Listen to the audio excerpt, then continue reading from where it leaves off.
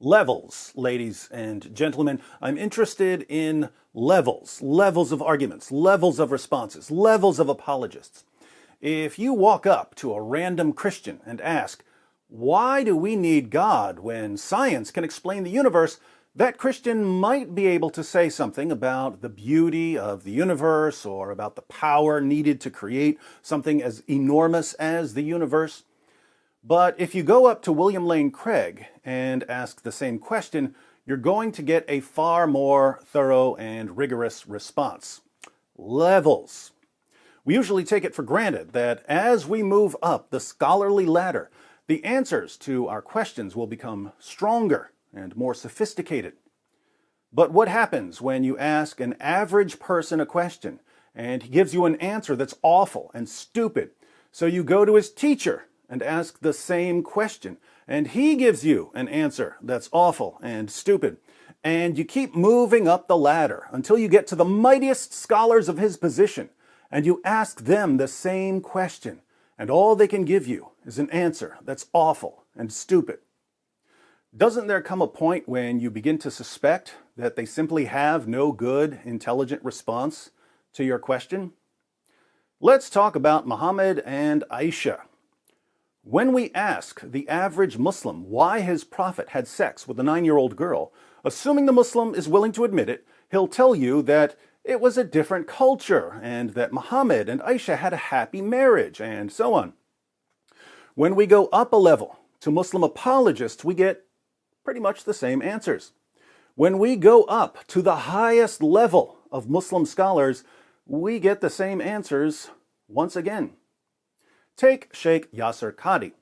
In a video I posted a few months ago, I praised Dr. Qadhi for his honesty in calling Muslims who deny the age of Aisha liars. He doesn't say that there are different interpretations of the evidence. He doesn't say that there's room for disagreement. He says that the people who claim that Aisha was 16 years old or 18 years old when her prophet climbed on top of her are liars. And O Muslims, don't apologize for the truth and don't distort the truth. There are Muslims that try to deny this. Oh, he didn't marry Aisha as a young girl. Ya akhi, look, that's not the way forward. We don't lie for the sake of our religion. Astaghfirullah. We have the truth. We're not going to cover up the truth if people find it embarrassing. This is the reality. Deal with it. Thank you, Dr. Qadhi. I'll be posting a video soon about Dr. Qadhi's defense of Muhammad's relationship with Aisha, specifically his claim that Muhammad and Aisha had the perfect marriage, not an okay marriage, not a good marriage, not even a great marriage, the perfect marriage. I think the evidence shows that the marriage was massively dysfunctional, so we'll have to go through the evidence and see who's right. In this video, I wanted to draw attention to the disturbing impact Islam has on Muslim scholars.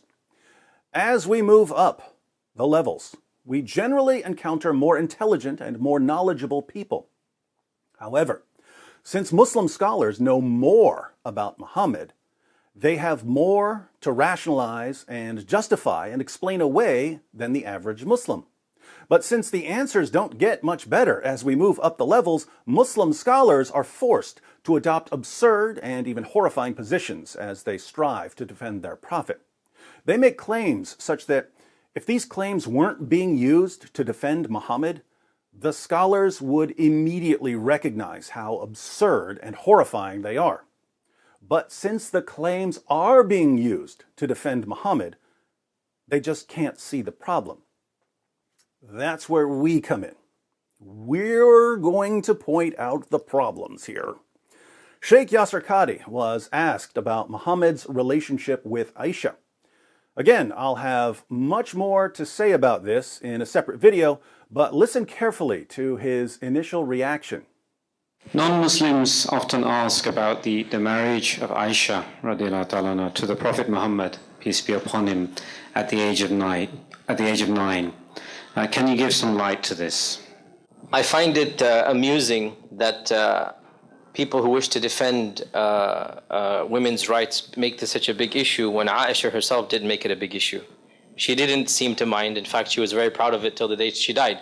He finds it amusing that women's rights advocates make a big deal out of Muhammad marrying a prepubescent girl when Aisha didn't make a big deal out of it? Muslims will listen to this response and nod their heads in agreement. Excellent point, Dr. Qadhi. Aisha didn't complain about Muhammad having sex with her when she was 9 years old, so it's amusing, it's hilarious that other people would complain about it. What's the principle Dr. Qadhi is using here? Well, if you think that someone is being abused, but the person you think is being abused doesn't complain about the abuse, it would be laughable for you to complain about it. That's what Sheikh Yasir Qadhi is saying, right? But let's think about this. I grew up in a West Virginia trailer park. Occasionally, a woman in the trailer park would step out of her trailer with a black eye. Everyone knew where she got the black eye. Her boyfriend or husband punched her in the face. But guess what? The woman never complained about it. She just went about her business like everything was completely normal. Now, following Sheikh Yasir Qadhi's perfectly functioning moral compass, if you were to go up to the man who had punched his girlfriend or wife in the face and you were to say, "Hey, we all know you're beating your wife. You need to stop," that man could reply, "Don't make me laugh. Since my girlfriend or wife isn't complaining about me beating her, it's funny that you would complain about it." And the man would be absolutely correct, according to Sheikh Yasir Qadhi. If the police showed up and said, "Sir, we're going to arrest you for beating your wife," the man could reply, "Ha! I find it amusing that you would threaten to arrest me for something that my wife has not complained about." Sometimes teachers know that a child is being physically abused at home. The kids usually don't complain about the abuse, but the teachers know that it's going on. Notice, if a teacher knows that a child is being abused and calls the child's parents to complain about the abuse, the parents could reply, "How dare you complain about the fact that we're abusing our child when our child isn't complaining about it? You're funny. You're hilarious." We all understand that sometimes people are conditioned not to complain about abuse, or they're too embarrassed to complain about abuse, or they're too scared to complain about abuse. In these cases, it's our duty to draw attention to the abuse because the person who's being abused isn't going to do it himself or herself. But what does Sheikh Yasir Qadhi say? I find it amusing that people who wish to defend women's rights make this such a big issue when Aisha herself didn't make it a big issue. If a person is being abused, even if the victim is a child, it's not your place to complain about the abuse or to stop the abuse, so long as the victim himself or herself doesn't complain about the abuse. That is absolutely absurd. It's disgusting. It's horrifying. Why would an extremely intelligent, highly educated man be defending such a moral principle? Why would the audience accept such a claim? Why would the Why Islam organization post this as a response to criticisms of Muhammad's relationship with Aisha? Welcome to Islam, one of the world's great destroyers of responsible moral reasoning. So keep in mind, when we criticize Muhammad and the Quran, there's always a bigger picture involved. We criticize Muhammad for having sex with a 9-year-old girl and for marrying the wife of his own adopted son and for allowing his followers to hire prostitutes. We criticize the Quran for promoting wife-beating and terrorism and the rape of female captives. But the issue isn't simply the immoral and perverted and violent teachings of Muhammad and the Quran. It's also the impact these teachings have on people's ability to think clearly about morality.